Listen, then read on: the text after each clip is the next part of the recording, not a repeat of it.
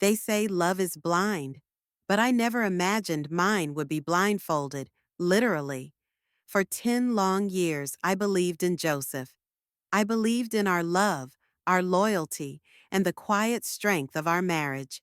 We didn't have much, but what we had, I thought, was real. Ours wasn't a perfect life, but it was ours. We'd started our journey young, two dreamers in a small apartment trying to make ends meet. Joseph was ambitious, always chasing the next opportunity, working longer hours than anyone I knew. I, on the other hand, held down a modest job at a local daycare while silently praying for something we could never afford: fertility treatments. We both wanted a family.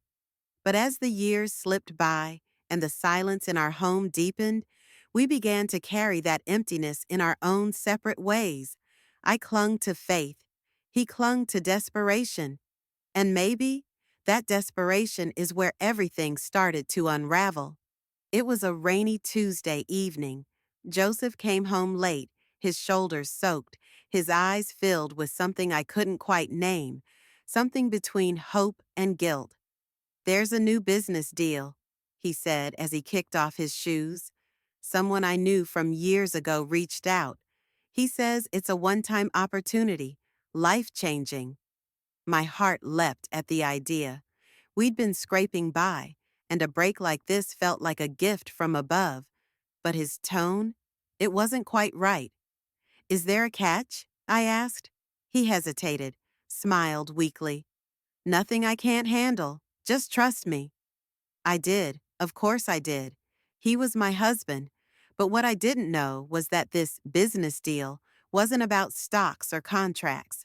It was about me. 3 days later, he came home early, which was rare. He seemed different, lighter, but also oddly nervous. "I want to do something special," he said, leading me to the living room. "Just trust me. Close your eyes." I laughed, thinking it was a game, a surprise, maybe even a proposal to renew our vows. "I want to blindfold you," he whispered. I giggled. What is this, 50 Shades of Struggle? But I let him do it. I let him cover my eyes with a silk scarf, my heart fluttering with excitement. I trusted him with my whole being. But in the darkness, I felt a hand that wasn't his. The grip was unfamiliar, rougher, foreign. And then, whispers, voices I didn't recognize. I froze, confused, terrified. "Joseph?" I asked, my voice cracking. He answered softly, almost pleadingly, "It's okay. Trust me. It's for us." It wasn't okay, but I couldn't move. I couldn't understand. And before I could do anything, it was too late. That night was taken from me, blindfolded not just in sight, but in truth. Weeks passed. I tried to bury the memory, to tell myself it was just a strange, twisted moment I didn't understand. Joseph was suddenly energized. He claimed things were finally moving forward, that the deal was nearing completion. He traveled more, came home less, and I began to feel different. It started with nausea, then the constant fatigue, then the test, 2 pink lines, after a decade of prayers, tears, and disappointment. I was pregnant. My heart broke open in joy. When Joseph returned from his trip, I didn't wait a second. I ran to him, grinning ear to ear, and placed the test in his hands. "We're going to have a baby," I whispered.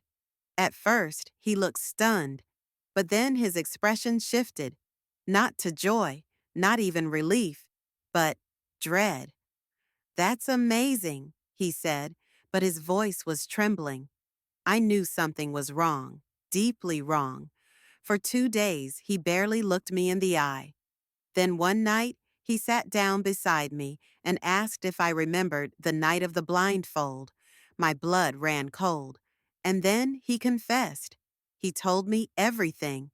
His so-called friend had made him an offer, a large investment in his business, if Joseph allowed him to spend one night with me.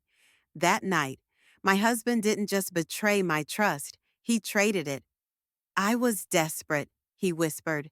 I didn't know what else to do. We needed the money. I stared at him, numb. And now, he added, now we don't even know if the baby is mine. The silence between us was heavier than any scream. I need you to get rid of it, he said. I stared at him. He didn't just say that, but he did. And suddenly, the man I had loved for a decade became a stranger. That night, I didn't sleep. I sat on the edge of the bed, my hands resting on the slight swell of my belly, and whispered to the life growing inside me. I don't know where you came from, but I know I want you. I thought of all the nights I had cried myself to sleep, praying for a child, of all the appointments, the heartbreak, the hollow days. And now this child was here. No matter the circumstance, it was mine, and I would protect it. The next morning, Joseph tried again, this time with tears, apologies, desperation.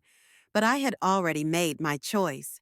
I won't erase a miracle just because it came in a way we didn't expect. I told him, you made your decision. Now I'm making mine. He collapsed into silence. We didn't speak for days. The house was a graveyard of broken vows. And yet, I began to feel stronger. The betrayal still burned. But the life inside me gave me something I hadn't felt in years. Purpose. Joseph and I stayed together, at least for now. He's trying to rebuild what he broke.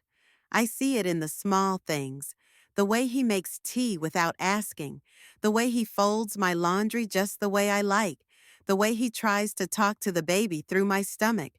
But I don't know if trust, once shattered, can ever be whole again. Some nights I cry. Other nights I dream of a future where my child will never know the pain of betrayal. This isn't a fairy tale. This is real life, and real life is messy.